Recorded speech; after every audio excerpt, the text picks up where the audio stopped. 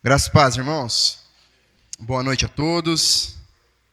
Vamos agora passarmos para um momento da palavra, né? Já abra sua Bíblia aí no capítulo 9 de Mateus. Hoje nós vamos finalizar esse capítulo. Depois de 4 estudos, eu acho, no capítulo 9.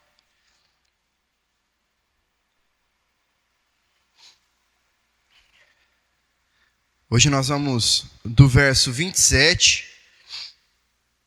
até o 38, né, que é o último versículo.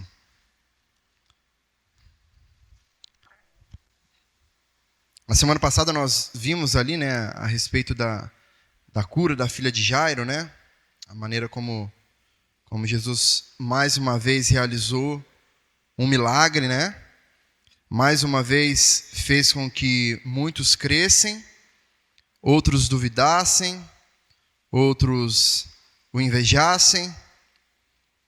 Jesus está sempre causando alguma coisa, né, irmãos? Seja isso bom para aqueles que querem receber algo dele, mas a presença de Jesus também incomoda, né? Vamos ler então, dos versos 27 até o 38. Diz assim o texto: Saindo Jesus dali, 2 cegos o seguiram. Essa primeira parte vai falar sobre a cura desses dois cegos, né? 2 cegos o seguiram gritando: Tenha compaixão de nós, filho de Davi. Quando ele entrou em casa, os cegos se aproximaram e Jesus lhes perguntou: Vocês creem que eu posso fazer isso? Eles responderam: Sim, Senhor. Então Jesus tocou nos olhos deles, dizendo: Que se faça com vocês conforme a fé que vocês têm. E os olhos deles se abriram. Jesus, porém, os advertiu severamente, dizendo: Tenham cuidado para que ninguém fique sabendo disto. Eles, porém, saíram e espalharam a notícia a respeito de Jesus por toda aquela terra. Os camaradas acabaram de receber um milagre e já foram desobedecer Jesus em seguida, né? Impressionante. Versículo 32. Quando eles saíram, eis que trouxeram a Jesus um mudo endemoniado. E assim que o demônio foi expulso, o mudo passou a falar.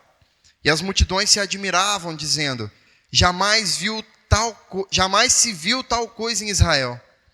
Mas os fariseus diziam: Ele expulsa os demônios pelo poder do maioral dos demônios. Versículo 35. E Jesus percorria todas as cidades e aldeias, ensinando nas sinagogas, pregando o evangelho do reino e curando todo tipo de doenças e enfermidades.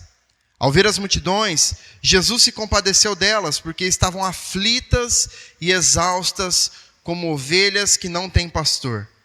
Então Jesus disse aos seus discípulos: A seara é grande, mas os trabalhadores são poucos. Por isso, peçam ao Senhor da seara que mande trabalhadores para a sua seara. Amém? Irmãos, o nosso tema de hoje é a urgência da missão. Como nós vimos na semana passada, né? Jesus, ele está, ou melhor, como nós estamos vendo, né, no decorrer dos estudos, Jesus está construindo aqui o seu ministério. Ele está construindo a sua imagem, a sua reputação perante as pessoas, exercendo o seu ministério.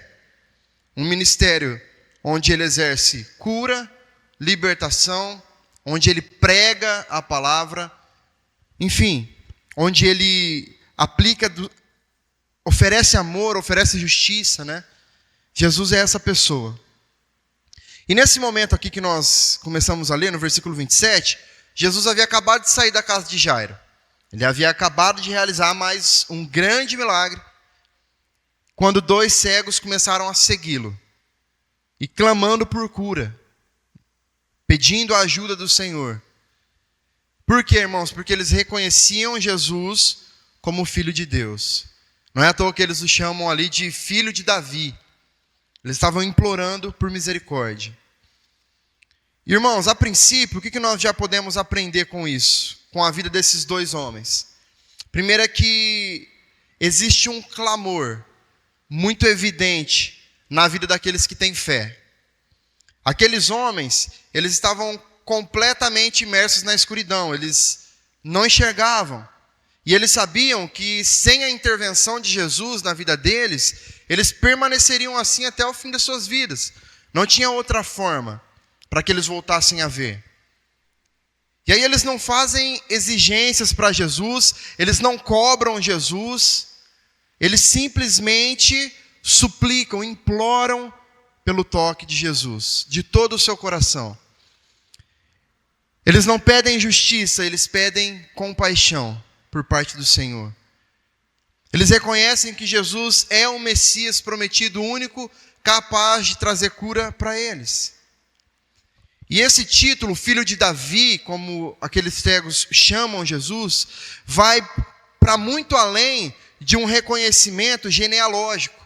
Não falava apenas da linhagem de Jesus, mas era a confissão de que Jesus era o Messias, aguardado, esperado por eles. O Messias, já que os profetas vinham falando há um bom tempo. Esse era o Messias. Irmãos, há uma outra questão que esses dois cegos apresentam. É uma confiança inabalável em Jesus. Era uma fé inabalável. Quando Jesus entra em casa, o texto vai dizer, ou seja, eles foram seguindo Jesus e aparentemente no meio do caminho Jesus não deu muita bola para eles. Porque o texto diz que Jesus só se volta para conversar com eles quando ele já está em casa. É como se Jesus falasse assim, vamos ver até onde vai a fé desses caras, Vamos ver se eles estão com essa vontade toda mesmo de ser curados, vamos ver se eles creem em mim de verdade mesmo, vamos ver se eles não vão desistir aqui no meio do caminho. Jesus continuou o seu trajeto até chegar à sua casa, mas mesmo quando ele entrou em sua casa, aqueles homens continuaram ali, clamando por misericórdia. E aí, Jesus faz uma pergunta para eles, vocês creem que eu posso fazer isso? Jesus, agora ele externa aquilo que ele já estava fazendo, na sua postura de não atender aqueles homens no meio do caminho. Talvez Jesus também estava, de certa forma, se privando, e tentando também não chamar muito mais atenção para si, do que já havia chamado, porque ainda não era o momento disso acontecer. Por isso que talvez ele tenha feito isso ali na sua casa, só depois que ele chegou em sua casa, E ele pergunta então para esses homens. E a resposta deles, mais do que depressa, eles respondem, sim, Senhor, nós cremos. É por isso que nós estamos seguindo o Senhor, é por isso que nós estamos aqui insistindo, porque nós cremos. Porque nós sabemos que não há outra forma, outro meio pelo qual nós podemos alcançar essa vitória, esse milagre, Isso nos ensina, irmãos, que a fé verdadeira, uma fé genuína, ela não para diante das barreiras que surgem no meio do caminho. Existiam muitas barreiras aqui no meio do caminho daqueles homens. A primeira delas é que eles eram cegos, Imagine só como eles seguiram Jesus sem o ver. Eles devem ter seguido o fluxo ali das pessoas, o barulho, segurarem alguém. Uma grande barreira, um grande empecilho que talvez aos olhos humanos fosse impossível de se fazer. Como que dois cegos iam para o meio daquela multidão, no meio daquele monte de gente, seguir Jesus até a casa dele?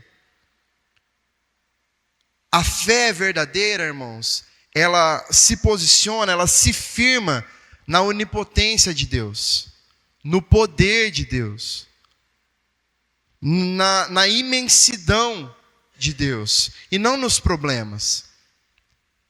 Porque aí deixa de ser fé. A fé, ela não é uma emoção passageira que se baseia numa superstição ou num fanatismo qualquer.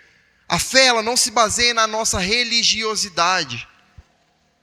O fundamento da nossa fé é sólido, é algo concreto. Por quê? Porque é o próprio Deus.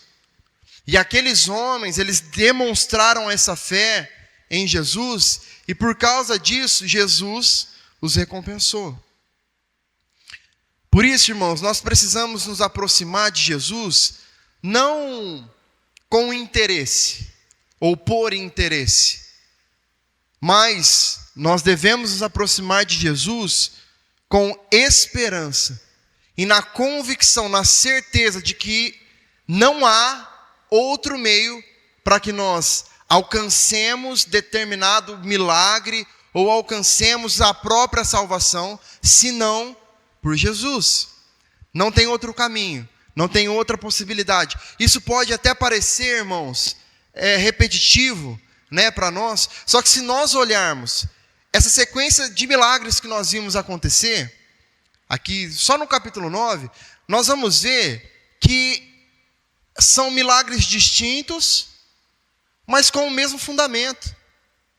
São pessoas que creram, todos eles creram, tiveram fé, todos eles superaram os obstáculos do meio do caminho para chegar até Jesus, e todos eles receberam o milagre.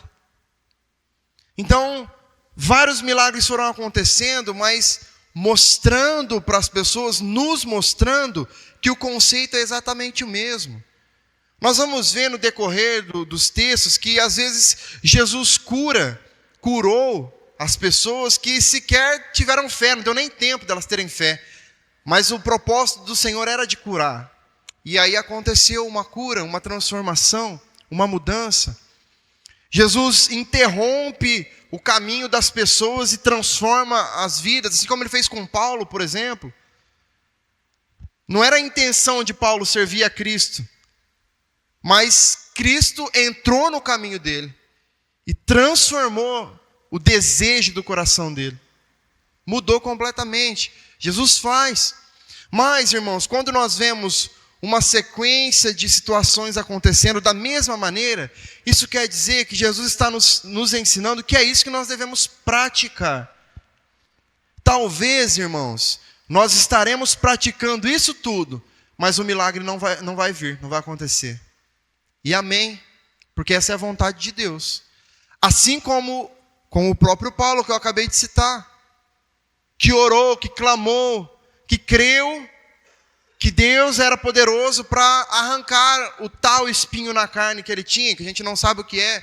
Poderia ser uma enfermidade física, poderia ser um pecado, poderia ser uma enfermidade mental, ou até mesmo uma perseguição, seja ela terrena ou espiritual. Paulo sofria de alguma coisa. E Deus não trouxe cura para ele. Paulo, irmãos, Paulo, tá? Será que ele era um homem de fé? Será que Paulo era um homem de fé? Mas Deus não respondeu a oração dele como ele quis, da maneira como ele desejava, da maneira como ele cria que poderia ser respondido.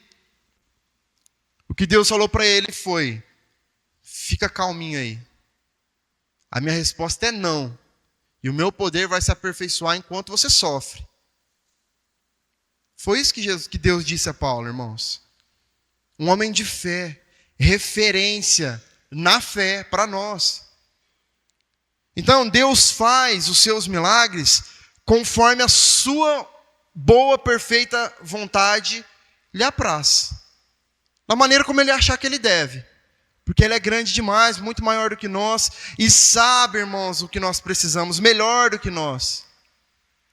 Às vezes nós estamos clamando por algo que, se nós tivermos, nós sairemos da presença de Deus. Mas Ele sabe disso. E Ele nos impede de alcançar algumas coisas, para a glória dEle. Então nós precisamos nos aproximar de Jesus, com confiança, com esperança, tendo a certeza de que para Ele não existem impossíveis. Não existem situações difíceis demais para serem resolvidas. Não existem milagres difíceis demais, doenças incuráveis. Nada disso existe para Deus. Ele é poderoso para fazer tudo e muito mais do que nós pedimos, pensamos e imaginamos, segundo a vontade dEle. E a nossa postura, a nossa forma de viver diante disso, irmãos, é de se alinhar à vontade de Deus. E não de fazer com que Deus se alinhe à nossa vontade. Amém? No versículo 29, tem a confirmação do poder da fé. Mateus diz: então Jesus tocou nos olhos deles, dizendo: que lhes aconteça segundo a fé que vocês têm. Eles creram, eles tiveram fé e foram tocados por Jesus. Aqueles homens receberam a visão, tornaram a ver, conforme eles criam que era possível. E isso porque a fé, irmãos, exalta a Cristo e Cristo responde à fé. Quando nós cremos, quando nós temos uma fé verdadeira, nós estamos dando a honra e a glória a Deus, porque nós sabemos que só Ele é poderoso para fazer. E nós cremos nisso. E é a partir desse posicionamento que Deus responde a essa nossa postura de fé. E a fé, irmãos, é muito mais uma atitude do que um sentimento. Aliás, o sentimento geralmente nos confunde, nos engana. Porque nós queremos algo, nós almejamos algo, mas nem sempre essa é a vontade de Deus para as nossas vidas. Só que ali o fato deles confiarem no poder de Jesus foi o que possibilitou a eles voltarem a enxergar. Eles se entregaram à fé. E por causa disso eles foram tirados da escuridão que eles viviam. E aí nos versículos 30 e 31, o texto declara que os olhos deles se abriram, né? O milagre aconteceu ali. O que havia sido tomado pela escuridão, agora foi restaurado pela luz.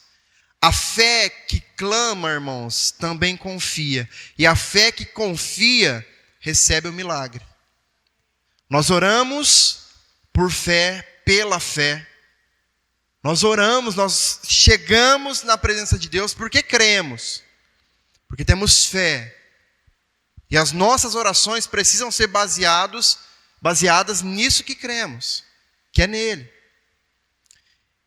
E depois do amém, da nossa oração, o lugar da nossa fé é de confiança. Nesse que nós acabamos de orar e entregar. As nossas dores, as nossas aflições, os nossos sonhos. E aí depois disso, Jesus adverte aqueles homens. Vocês foram curados, sigam para suas casas, mas não falem a ninguém o que aconteceu aqui. E o texto diz, irmãos, que Jesus advertiu severamente. Ou seja, não foi uma advertência, por favor, meu filhinho, não conta para ninguém não, porque senão você vai me complicar, não. Foi uma advertência severa. Mas mesmo assim eles não foram capazes de obedecer. Eu posso, de certa forma, entender esses homens, irmãos, porque eles acabaram de receber um milagre, né? Algo que estava transformando a vida deles. O texto não diz se eles eram cegos de nascença ou se isso aconteceu no decorrer do caminho. O fato é que eles não enxergavam. Você já teve a experiência de, obviamente todo mundo teve, né? De levantar no meio da noite escuro para ir no banheiro e você não sabe onde está a luz, você não sabe nem onde está a porta, né? Porque você está meio dormindo ali e tal. O quanto que isso é angustiante. Aí chuta a beirada da cama, aí bate a cabeça no guarda-roupa. É difícil, irmãos. Aí você imagina a alegria, a satisfação desses homens por perceberem que estavam enxergando. E assim eles foram compartilhar daquilo que Cristo havia feito por eles, né? E aí, a notícia do que Jesus havia feito com a filha de Jairo já tinha se espalhado, né? Já estava correndo ali a vizinhança. Agora, com a cura dos 2 cegos aqui, a fama de Jesus aumenta ainda mais. E isso vai fazendo com que fique cada vez mais perto a perseguição. A perseguição, nós vamos vendo que ela vai aumentando, né? Isso é um retrato do fim dos tempos, irmãos. É um retrato do fim dos tempos. A perseguição vai aumentando, até chegar ao seu ápice. Mas isso ia revelando cada vez mais a glória e o poder de Jesus. Depois disso, dos versículos 32 e 34, nós temos um acontecimento aí que retrata a admiração e a blasfêmia acontecendo. Assim que aqueles dois homens foram curados e saíram ali da presença de Jesus, já trouxeram a Jesus um outro homem, com uma outra enfermidade, com um outro problema, que estava endemoniado na realidade, né? E esse demônio fazia com que este homem estivesse mudo. Umas coisas loucas que acontecia com Jesus, né, irmãos? E aí, esse pequeno trecho também nos ensina algumas coisas. A primeira delas é que o demônio, Satanás, ele é real. E ele tem poder. E nós não podemos nos esquecer disso. É lógico, irmãos, que às vezes nós temos uma tendência a dar um poder maior do que de fato o diabo tem. Nós dramatizamos às vezes algumas situações, algumas circunstâncias.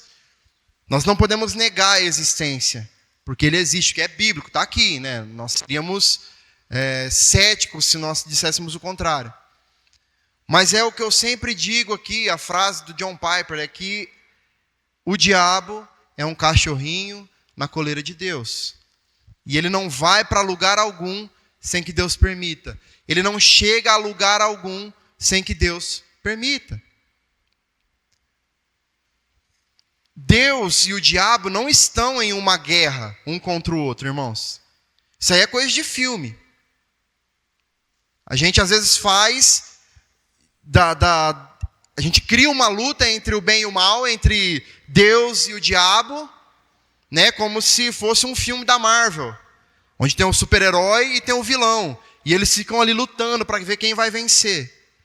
Não tem isso não, irmãos. O diabo não é nem maluco de chegar perto de Deus para querer disputar alguma coisa com ele. Porque ele já sabe que ele é um condenado, ele já sabe qual é o futuro dele, e ele não tem força diante de Deus, ele tem força diante de nós. Por causa dos nossos pecados, por causa das nossas falhas. Por isso que é importante nós estarmos sempre em Deus. Porque a partir do momento, entenda, a partir do momento em que o Espírito Santo de Deus passou a habitar em nós, Satanás não tem mais poder sobre as nossas vidas. Ele continua a andar ao nosso derredor buscando a quem possa tragar, não é? O texto bíblico nos alerta que aquele que está de pé cuide para que não caia. Satanás está o tempo todo tentando nos atacar de alguma forma, pegando nos nossos pontos mais fracos. Mas, se nós estivermos em Cristo, não há o que temer. Ah, porque a macumba, ah, porque não sei o quê, ah, porque eu trabalho. Irmãos, se nós estamos em Cristo, nós somos nova criatura. E essas coisas não têm poder sobre as nossas vidas. Sobre o crente, não. Não dá para admitir, irmãos, que nós, que somos crentes verdadeiramente em Jesus, ainda pensemos que essas coisas têm poder sobre nós. Porque não tem. Tem poder sobre aqueles que não são salvos. Aí tem. Aí acontece. Aí pega. Pode ter certeza. Só que se o nosso espírito estiver forte, vencendo sobre a nossa carne, nós estamos em paz. Amém? Porque maior é o que está em nós do que o que está no mundo. Isso é uma constatação, irmãos. Se o que está em nós é maior do que o que está no mundo, o que está no mundo não tem poder para nos vencer. É algo óbvio. Mas o poder do diabo é real. E nós precisamos entender que os demônios, né, são seres espirituais malignos que existem e que atormentam a vida das pessoas em diferentes áreas da vida. Esse homem aqui do texto que nós estamos vendo, ele tinha boca, ele tinha língua, mas ele não falava. E não era uma enfermidade, não era uma deficiência física que ele tinha. Ele estava oprimido pelo diabo. E aí Jesus vai à raiz do problema. Porque a mudez, o fato dele não falar, era só uma consequência. A causa real ali era o espírito maligno que se apoderava daquela pessoa. O demônio calava aquele homem. E assim que ele foi expulso, o mal se desfez. E irmãos, você percebe como o texto... É por isso que eu disse que às vezes a gente tende a dar um poder para o diabo maior do que ele tem. O texto bíblico não dá ênfase em momento algum para o diabo. Todas as vezes que Jesus chega para expulsar o demônio, demora meia linha para acabar a participação do diabo no texto bíblico. Não dura um versículo inteiro. Aqui o texto nem mostra como que Jesus expulsou, como que Jesus falou. Só fala que ele chegou lá e aí o demônio foi embora. Porque o foco não é o diabo.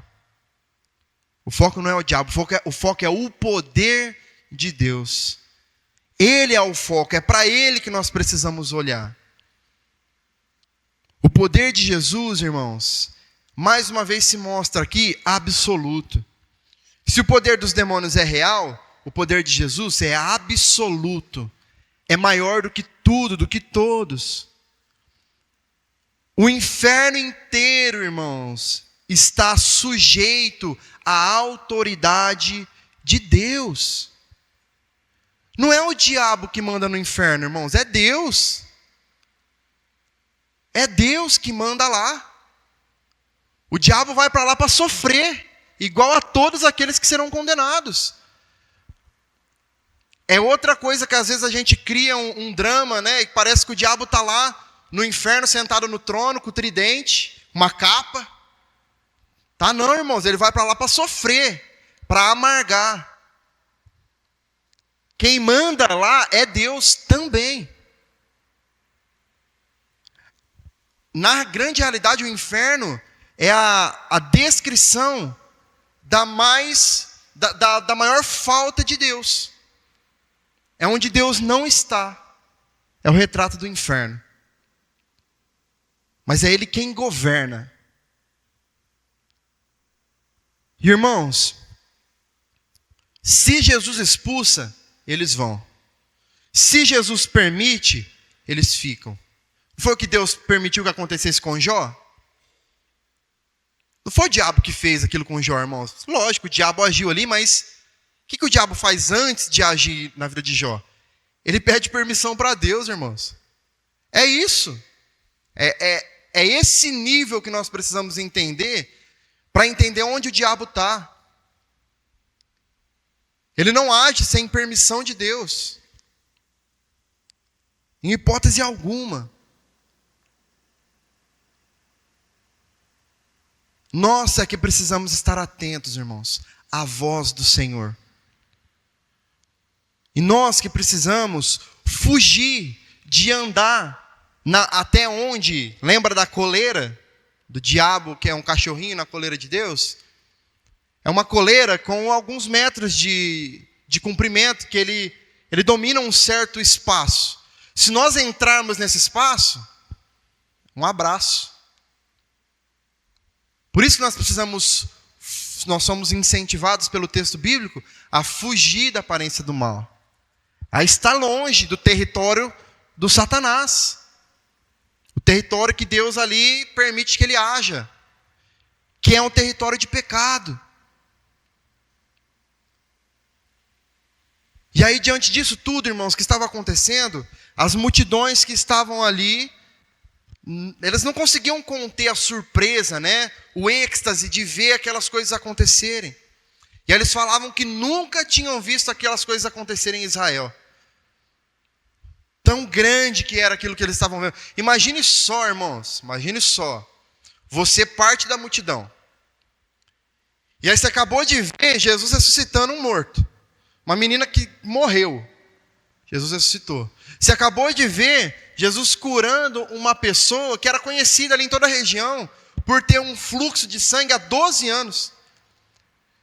E essa pessoa só tocou na bordinha da capa de Jesus e já ficou curada. Aí agora você acabou de ver Jesus curando duas pessoas que não enxergavam. que eram cegas. E aí você acabou de ver Jesus expulsando um espírito maligno da vida de uma pessoa, e essa pessoa voltou a falar. Imagine como você estaria se você estivesse ali no meio da multidão. Irmãos, não tem como não se maravilhar com as ações, com as obras de Deus. São coisas que estão para muito além da nossa imaginação, da nossa capacidade de entendimento. E aí, essa declaração de que eles nunca tinham visto isso acontecer em Israel, eles estavam reconhecendo que Jesus não era só mais um homem, um profeta. Eles reconheciam que Jesus era alguém único. Ele não era como os profetas do passado. Ele era o próprio Deus, o Todo-Poderoso. A sua autoridade era uma autoridade suprema. E até mesmo as chaves da morte e do inferno estão em suas mãos. Como diz Apocalipse 1:18. Mas tinha o outro lado da multidão, que eram os fariseus, os religiosos. E eles observavam ali a multidão em êxtase, né? A multidão deixando de seguir eles e passando a seguir Jesus, e eles se envaideciam, né? Eles ficavam com uma invejinha ali nos seus corações. Eles não admitiam isso. Só que eles não tinham como negar o que estava acontecendo. Era algo que a olho nu todo mundo podia ver. Eram milagres muito explícitos, não tinha como, né, camuflar aquilo que estava acontecendo. Mas, para não sair por baixo, né, o que eles falaram? Que Jesus estava curando, que Jesus estava realizando aquelas obras pelo poder do diabo. Como eles não conseguiam, como eles não tinham argumento ali para refutar o que estava acontecendo, eles precisavam difamar a imagem de Jesus. Eles precisavam caluniar a imagem de Jesus. E aí eles diziam que aqueles milagres aconteciam sob a influência de Satanás. Ou seja, eles estavam querendo dizer que tudo aquilo ali, toda a autoridade que Jesus tinha, era sobre os demônios, como se ele tivesse um pacto com eles. Como se ele fosse um enganador, que estivesse usando ali de uma certa magia para confundir as pessoas. E aqui, irmãos, os fariseus ultrapassaram os limites. Porque essa daqui, que é a apostasia contra o Espírito Santo. É isso, irmãos. Esse aqui é o pecado sem perdão.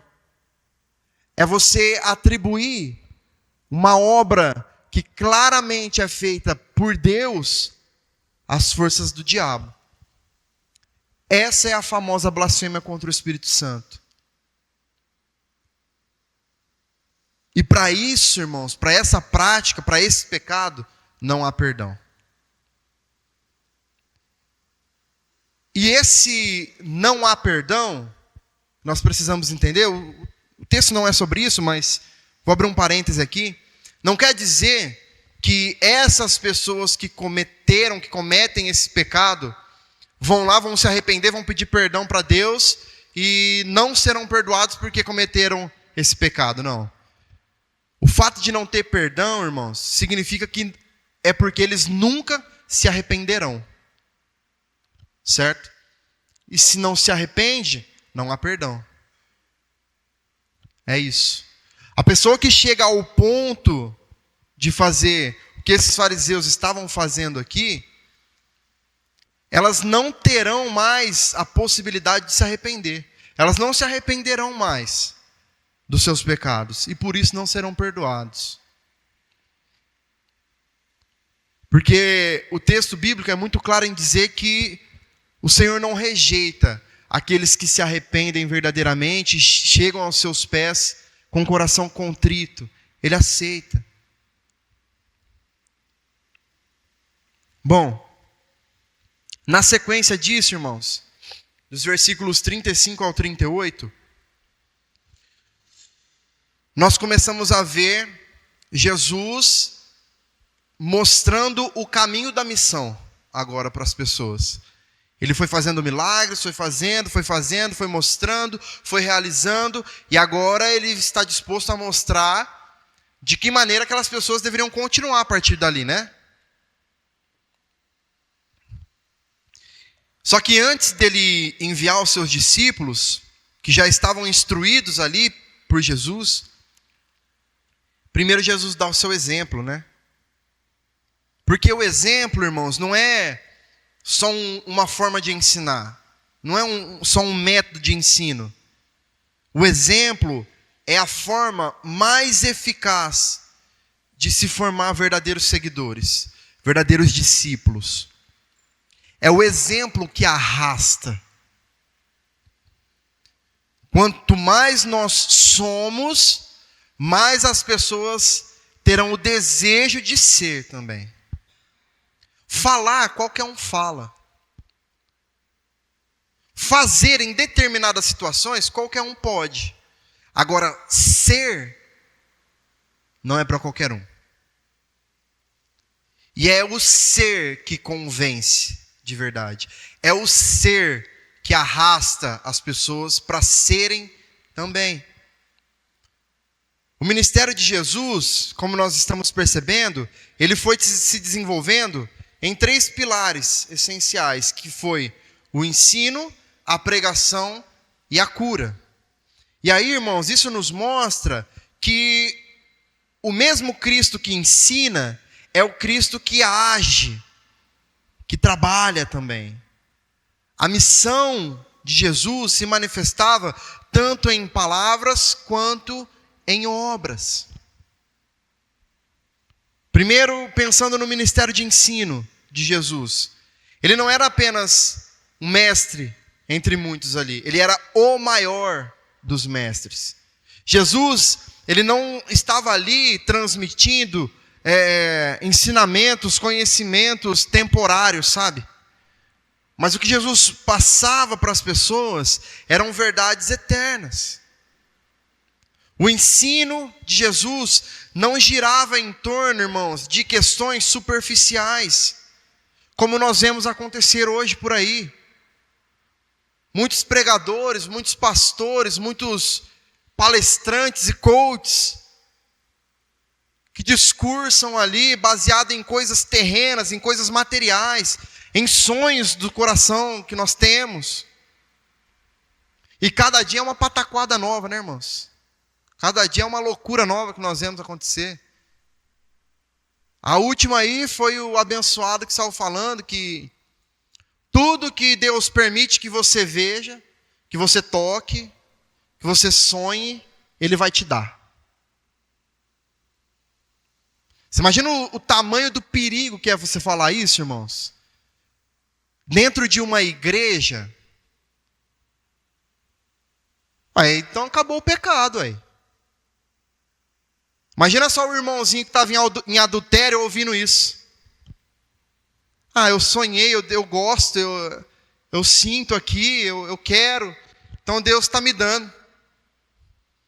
Percebe o precedente que isso abre? Jesus não falava dessas coisas não, irmão. Jesus não falava disso não. O que Jesus nos ensina é que se esses pensamentos, esses desejos, esses sonhos que nós temos, essas vontades que nós temos, se não condizem com o que a Bíblia diz, nós devemos rejeitar. Nós devemos fugir. Nós devemos abandonar. É esse o evangelho que nós acreditamos. Não é um evangelho de facilidades, onde Deus vai me dar tudo que eu sonhei. Não onde na Bíblia que fala que Deus vai me dar tudo que eu sonhei, irmãos. Tudo que eu desejo, Deus vai me dar. Não é esse Deus que eu creio, irmãos. Não é esse Deus que nós devemos crer. Os ensinamentos de Jesus, a Bíblia, se nós lermos a Bíblia, nós vamos ver que o que contém a palavra de Deus são verdades eternas, são princípios. Diferentemente dos escribas e dos fariseus, Jesus ensinava com autoridade, uma autoridade vinda diretamente de Deus. Jesus, irmãos, ele não limitava o seu ensino a um local específico apenas, a um grupo de pessoas específico apenas. Ele ia de lugar em lugar, de cidade em cidade, levando a mensagem do reino para as pessoas. Só na Galileia, irmãos, havia cerca de 204 cidades, com mais de 15 mil habitantes. E ele percorreu por muitas delas ali. Onde houvessem pessoas, lá Jesus estava ensinando. Jesus tinha um ministério também da pregação, né? E em vez dele perder tempo discutindo com os críticos, debatendo ali com os críticos, ele continuava. Ele seguia o seu caminho. Ele tinha um propósito, irmãos.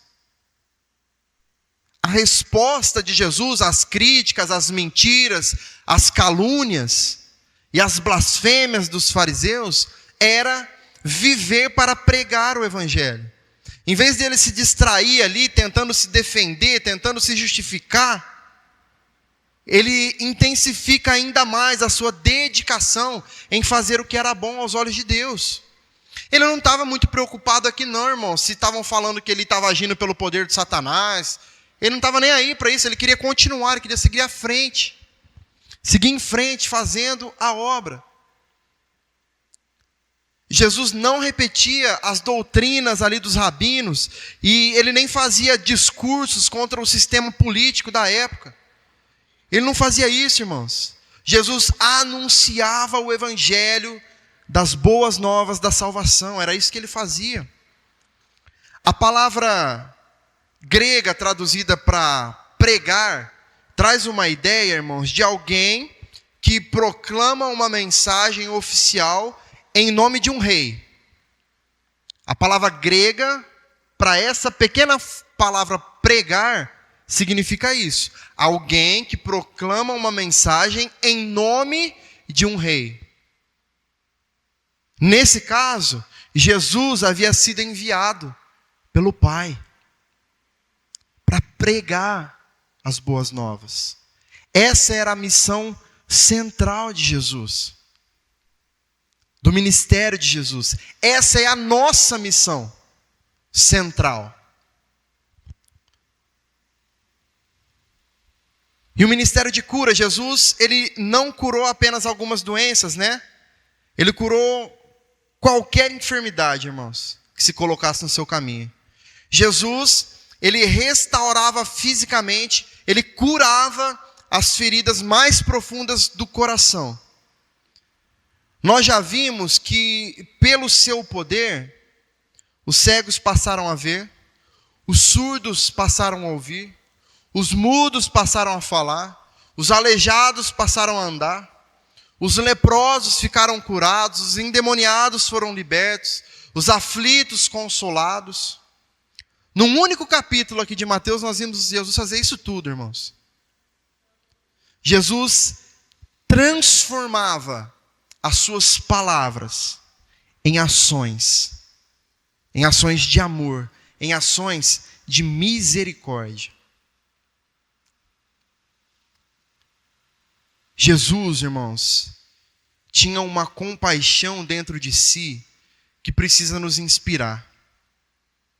Ele enxergava o povo de uma forma que os líderes espirituais de Israel eram incapazes de enxergar. Mais uma vez, se nós pensarmos na palavra original aqui, traduzida como compaixão, é a palavra mais forte, mais intensa no idioma grego para expressar o sentimento de misericórdia por outro ser humano. Ela vem de um substantivo que significa entranhas. A palavra compaixão, no grego, ela tem uma raiz da palavra entranhas. O que isso significa? Isso significa que é algo que vem de dentro. É um sentimento que brota do mais íntimo do nosso ser. Esse é o retrato da compaixão. Irmãos, não há missão sem compaixão. Não há ministério eficaz sem misericórdia. Jesus amava as pessoas. Ele gostava de gente. Ele se importava com cada um. E ele entendia as angústias, as aflições, o cansaço, o fardo que cada um carregava. É dessa compaixão que nós precisamos, irmãos. Muitos líderes, eles valorizam, eles priorizam a quantidade. Muitos líderes estão preocupados em encher as suas igrejas de pessoas, e quanto mais pessoas, melhor. Mas Jesus não se preocupava com isso. Porque o ministério de Jesus era movido pelo amor, pelo cuidado com aqueles que precisam de um pastor. E Jesus, depois disso, vou tentar reduzir aqui, irmãos. Depois disso, Jesus, ele constata uma carência, que é uma carência de obreiros. Ele chama a atenção dos discípulos, dizendo que a seara era muito grande, mas que não tinha quem trabalhasse.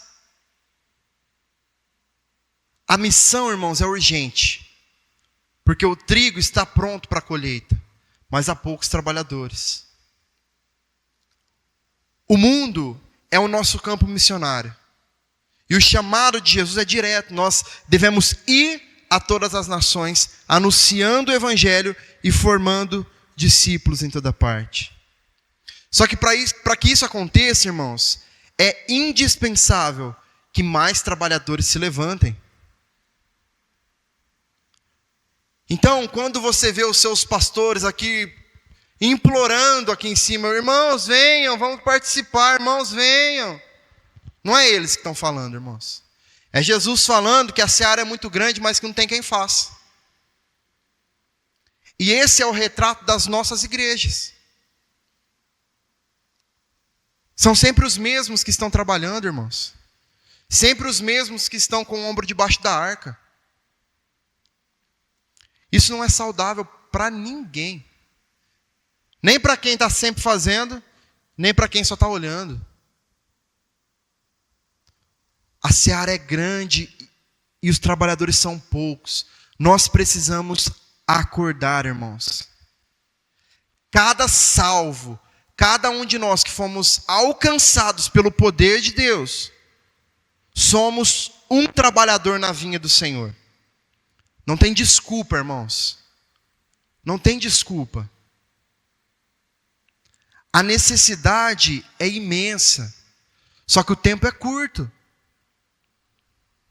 Se nós negligenciarmos a nossa geração, irmãos, nós estamos fracassando. Por quê? Porque a ignorância não conduz ninguém a Deus.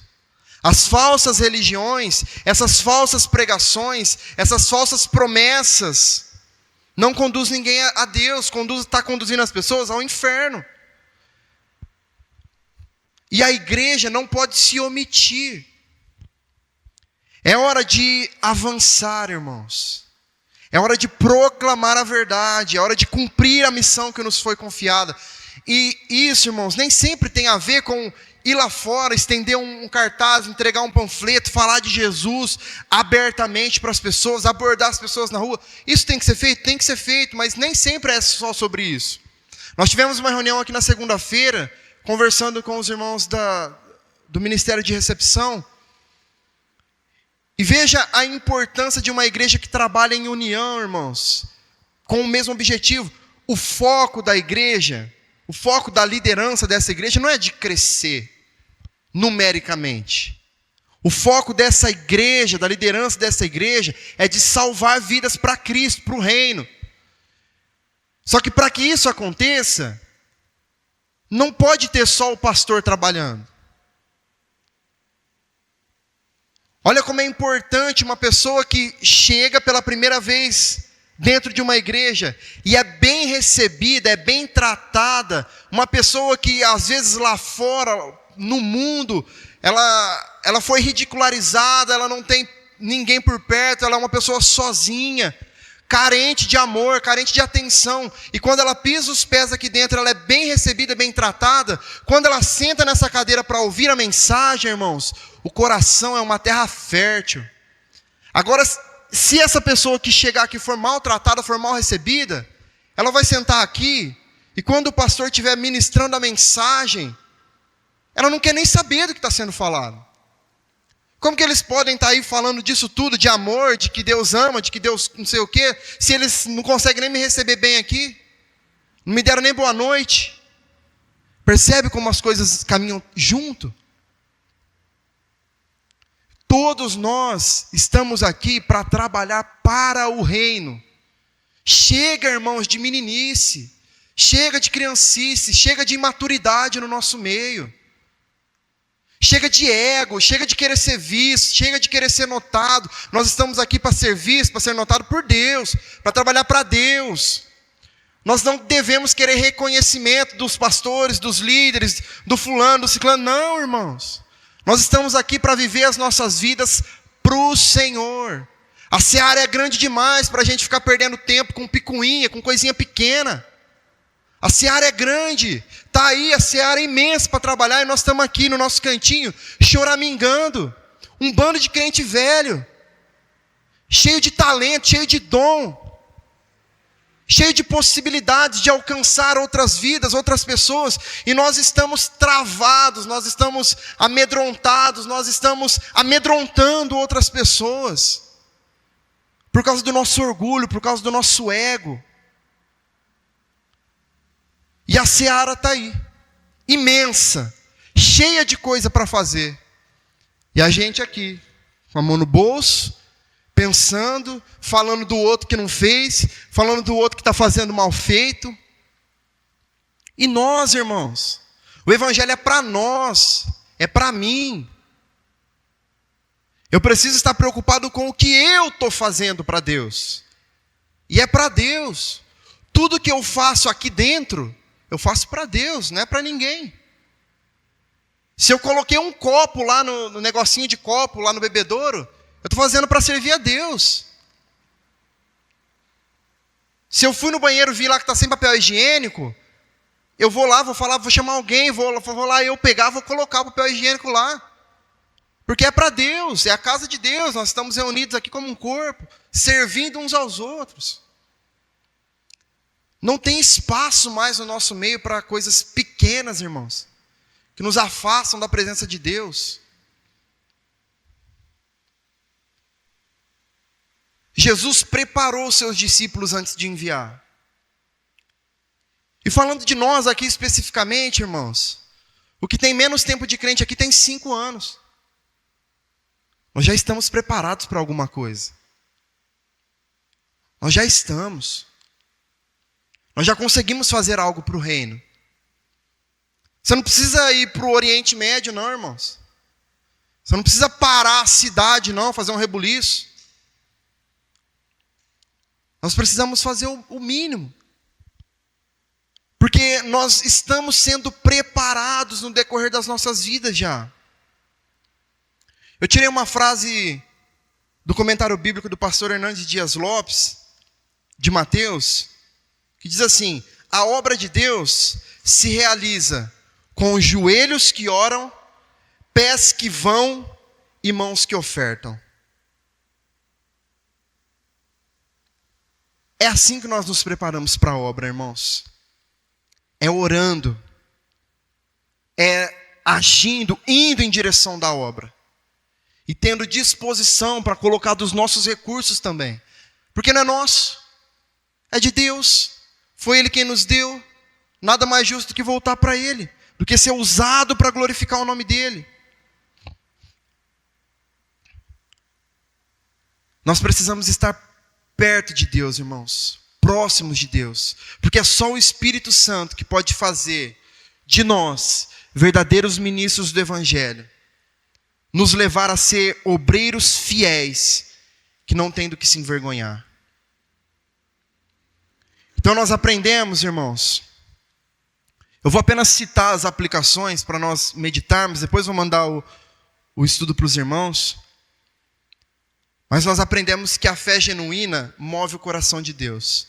Assim como foi com aqueles cegos, que se dispuseram a agir, que foram na direção de Deus, conscientes daquilo que Deus podia fazer por eles, e Deus fez. A fé genuína, a fé verdadeira, faz com que Deus olhe para nós. A compaixão gera vida.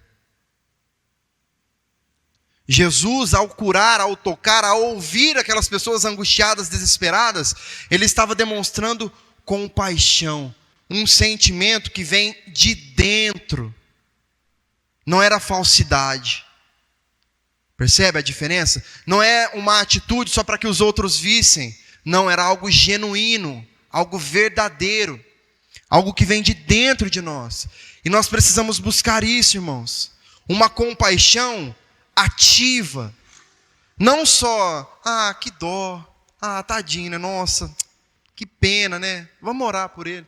Vamos orar, irmão, mas vamos agir também, vamos viver, vamos querer, vamos fazer algo. A verdadeira compaixão que Cristo nos ensina a ter é uma compaixão que age em direção do problema, em direção dos necessitados. E por último, lembre-se da urgência da missão. A seara é grande, irmãos, e poucos são os trabalhadores. Mas eu quero fazer parte do pouco. Eu quero fazer parte desses poucos trabalhadores. Eu quero. E pense, irmãos, o problema não é a falta de oportunidades. O problema é a falta de disposição para obedecer ao chamado de Deus. Todos nós fomos chamados. O chamado de Deus não se realiza apenas em cima de um púlpito. Não se realiza apenas em um lugar de destaque. Jesus não tinha nada disso daqui. Os apóstolos não tinham nada disso daqui. Isso aqui, na grande maioria das vezes, envaidece quem faz. Muitos se deixam levar pelos elogios, pelo lugar de destaque. E não foi para isso que nós somos chamados. Nós somos chamados para servir. E quanto menos nós formos vistos, irmãos, melhor para nós. Melhor para nós, porque nós estamos correndo menos riscos de estar fazendo da maneira errada. Quanto mais nós formos vistos apenas por Deus, maior a chance de nós estarmos no caminho correto. Porque menos chance de se envaidecer. Menos chance do nosso ego se tornar maior do que ele deveria ser. Pense, irmãos, muitas vezes nós adiamos o nosso envolvimento na obra, esperando um momento ideal, um momento certo. Só que o tempo é agora.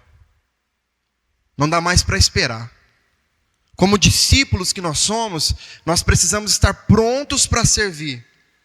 Seja no nosso bairro, seja no nosso trabalho, seja em qualquer lugar que Deus nos colocou.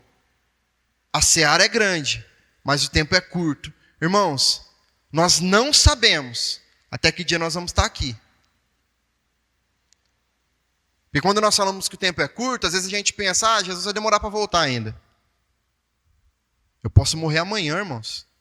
Eu não sei, eu não sou dono do tempo. O tempo não está nas nossas mãos, está nas mãos de Deus. Então nós precisamos nos levantar hoje e responder ao chamado de Jesus. Amém?